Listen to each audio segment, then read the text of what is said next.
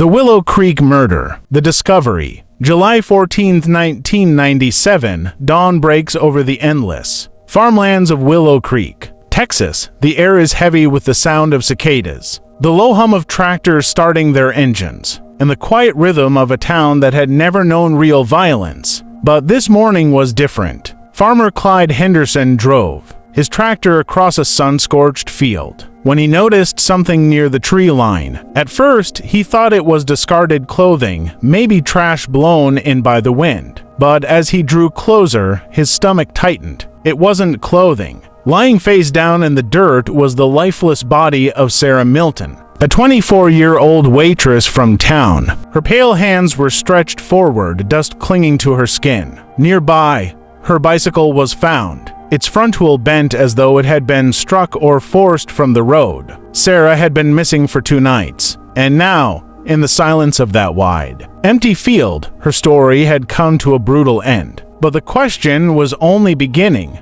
Who wanted Sarah Milton dead? What investigators would uncover next would change everything. Willow Creek thought it knew about Sarah and about the people living among them. Sarah's double life. To most of Willow Creek, Sarah Milton was a familiar face at Rosie's Diner. She worked long shifts, poured coffee for truckers, and greeted regulars with the same soft smile. But behind the counter charm was a different woman. Sarah often disappeared on her nights off. She was spotted at a roadside bar 20 miles away, a place known for out-of-towners, truck drivers, and rough crowds. Some remembered her laughing with strangers, leaving with men nobody recognized. Investigators searching her small rental home uncovered something chilling. A diary hidden beneath a loose floorboard. It wasn't the diary of a young woman keeping track of everyday life. It was a ledger. Lists of initials, times, places, notes that looked more like coded warnings than personal entries. And the last entry, written just 2 days before her death, was the most haunting of all. If anything happens to me, look for the man with the black truck.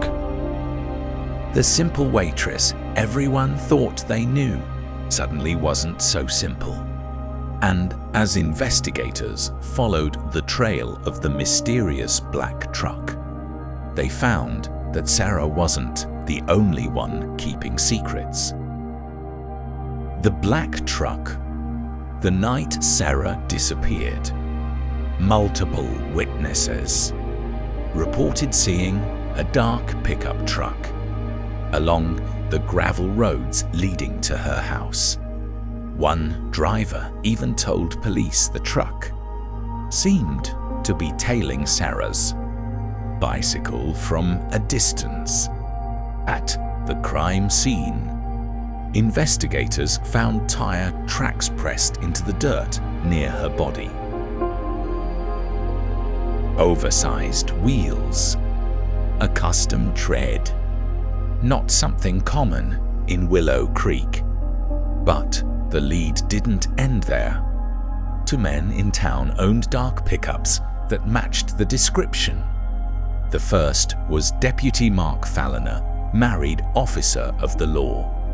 Rumors swirled that he and Sarah had been romantically involved, meeting secretly outside of town.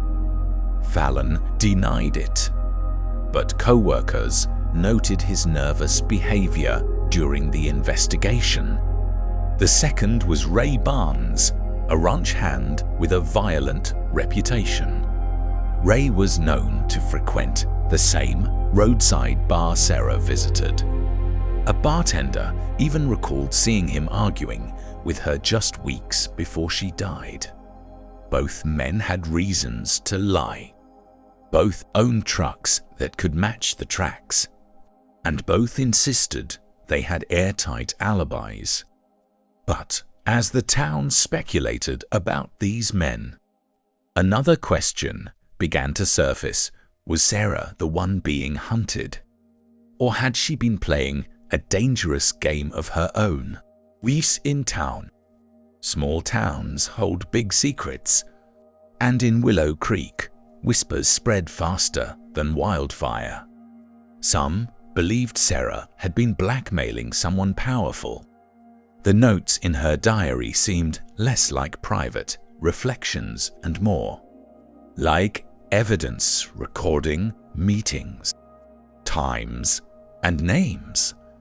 Others thought Sarah had stumbled into something bigger, drug trafficking. Interstate truckers often passed through, and Willow Creek's backroads made it a perfect corridor. Had Sarah learned too much, or gotten involved herself? And then there were the darker whispers. A hunter discovered strange carvings etched. Sarah's body was found. Symbols, circles, almost ritualistic in nature.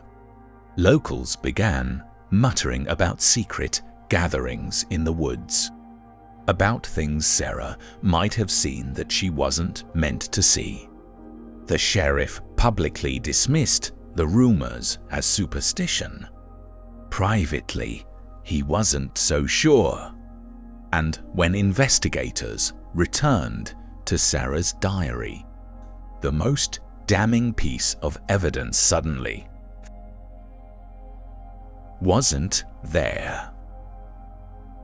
The vanishing into the investigation. Sarah's diary, the one piece of evidence that might explain her final days disappeared. Not from her home, not from the crime scene, but from inside the sheriff's office. The lockbox where it had been stored was still shut. No forced entry. No signs of a break-in.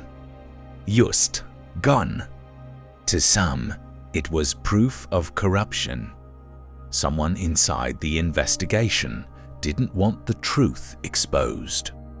Was it a local deputy protecting himself?